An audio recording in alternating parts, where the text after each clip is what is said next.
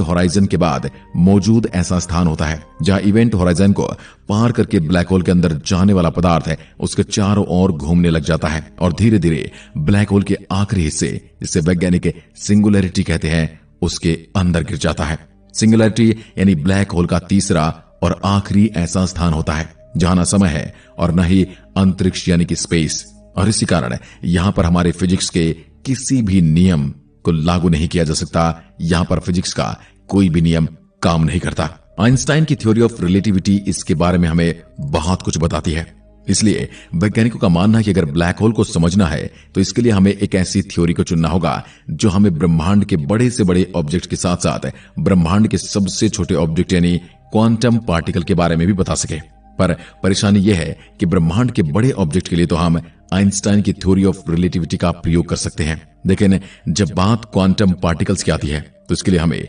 Quantum theory का ही प्रयोग करना पड़ता है, क्योंकि ब्लैक होल की तरह क्वांटम लेवल पर भी थ्योरी ऑफ रिलेटिविटी और फिजिक्स के सभी नियम टूट जाते हैं। इसलिए सालों से वैज्ञानिक एक ऐसी थ्योरी पर काम कर रहे हैं जो थ्योरी ऑफ रिलेटिविटी और क्वांटम थ्योरी को एक साथ कर सके। एक ऐसी थ्योरी जिसे हम थ्योरी ऑफ एवरीथिंग कह सके, क्योंकि वह हमें ब्रह्मांड में मौजूद हर एक ऑब्जेक्ट के बारे में अच्छे से बता पाएगी। यानी इस थ्योरी ऑफ एवरीथिंग से हम ब्लैक होल और इसके अंदर की दुनिया का सच भी जान सकते हैं। ऐसी एक थ्योरी ऑफ एवरीथिंग पर भौतिकी शास्त्री मिशाओ काकू कई सालों से काम कर रहे हैं और उनका मानना है कि हमारे इन सभी सवालों का जवाब सुपर स्ट्रिंग थ्योरी है, जिसे हम थ्योरी ऑफ एवरीथिंग भी कह सकते हैं। तो सुपर स्ट्रिंग थ्योरी के बारे में आपको बता दूं, इस थ्योरी के अनुसार हमारा पूरा ब्रह्मांड परमाणु पार्टिकल जैसे इलेक्ट्रॉन, प्रोटॉन और न्यूट्रॉन से भी हजारों लाखों गुना पतले धागेनुमा स्ट्रिंग से बंधा हुआ है और ब्रह्मांड में मौजूद है हर पार्टिकल और यहां तक कि बड़े बड़े ऑब्जेक्ट जैसे तारे, ग्रह